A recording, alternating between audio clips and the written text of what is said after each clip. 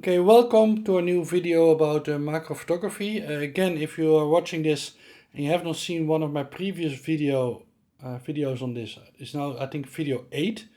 I have no clue what I'm doing. I'm sort of trying to learn macro photography. I got all the parts, which are what all the other videos are about. But one thing I wanted to play with is an application that allows you to automatically focus using an application and not using the camera. So let me turn the camera on and off quickly because this is the second time I'm trying to record this. I made a mistake before. So normally what you would do if you want to do image tagging, so basically with macro photography the problem is getting all of the pictures sharp. It's nearly impossible. So one of the tricks that you do is you take multiple pictures and combine them in a program like Photoshop into a sharp image. So what you would do is you would go to the highest point, take a picture, move a little bit, take a picture, move a little bit, take a picture, move a little bit, take a picture, move a little bit, take a picture, etc., till you have like 15 or 20 or 10 pictures, which combined will give you the sharp image. Now you can use multiple ways. One way, of course, is what I did now. I use my hand to switch the focus point. You can also move the camera, which is nice if you're doing it outside. You just wiggle a little bit to take a lot of pictures and then order them in let's say focus sharpness points, right? So which part of the picture is in focus, you'll get a whole stack of them and then let the software do its work.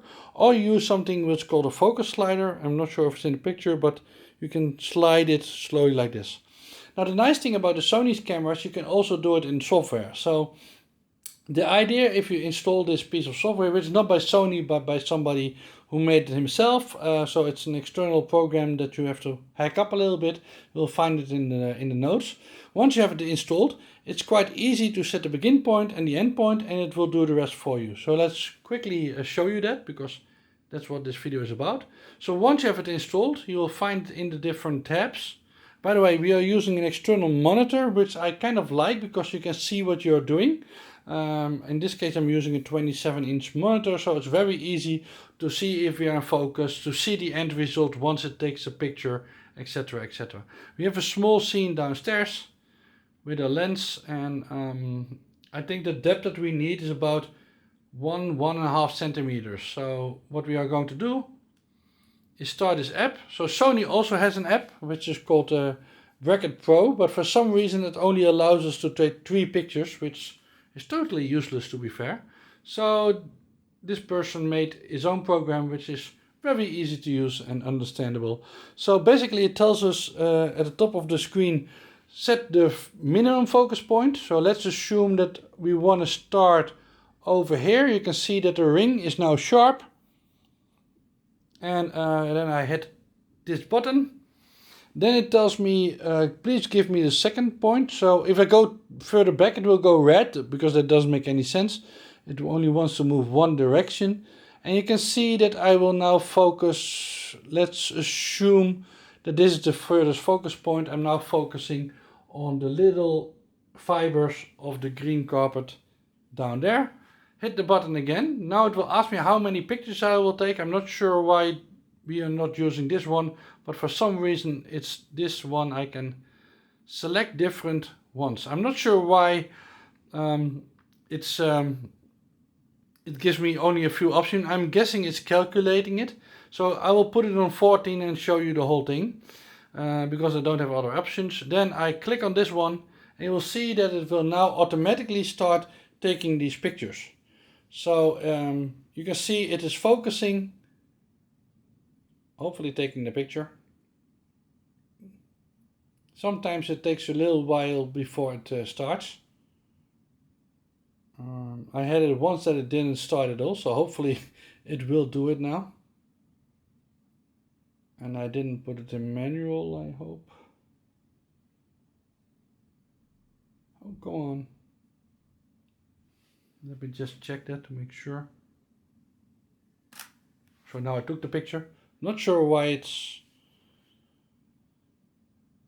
I'm hoping it's working, because I had it once that it didn't work, and I'm hoping I didn't put it... I think I didn't put in autofocus, so you have to pull it down here. Sorry about that. So it's now trying to focus, so let's see if it continues. I have no idea. So let's see if it does it. Yes, there it goes. So I made a mistake, which is good to talk about while it's doing its job.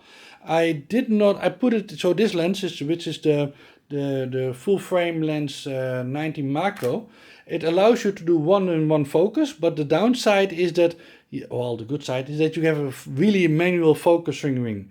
Of course, if you do that, then the software can't control it anymore, so it was trying to find focus, it couldn't find it, because it was sending probably commands to the lens and they were not being received. So once I removed it by shifting it to allowing the camera to do it. So the camera has to be in manual, but it has to be not on manual on the lens, if that makes sense. I'm hoping it makes sense. But you can see that it's slowly now going through the pictures, and we can already see that slowly the ring is getting into focus. And in fact, I turned focus peaking on. So you can see now the red going over the ring of the lens, and it will slowly go up and take all the pictures. Now the nice thing about, again, if you have a Sony camera, not all of them, but most of them support total silent mode. As you can see, we are using a LED light in this case. So if I put it in fully silent mode, it will be a total silent setup. For some reason, we will contact the developer of this software. We have to use the back of the camera.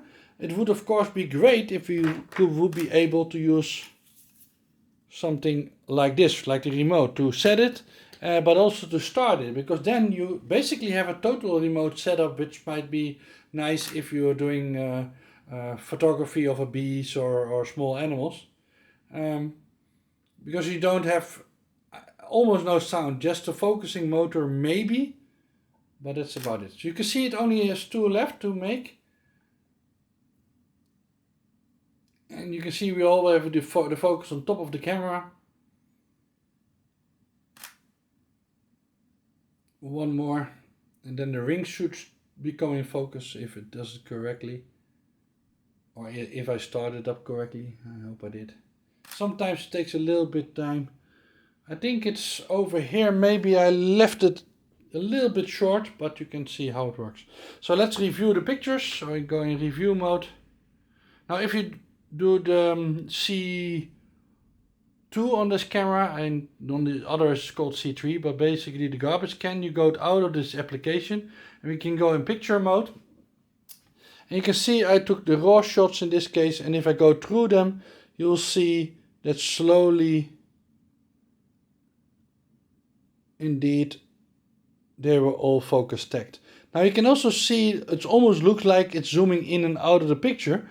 Don't worry about that too much. That's basically breathing of the lens, so focus breathing. That means that if you focus forward and backwards, also the lens of course is moving in the camera, and that means that you will get a little bit of zoom effect. And there are lenses that don't do that, but in this case not a problem. The software will take care of that if we stack them. So now these images can be stacked, and if you do it correctly, it will be in focus from this all the way up to this point. So that's the end of the video. So hopefully it will be helpful with somebody to have, before they decide to install this piece of software, that they can see what it does and how it works. Thank you. Bye bye.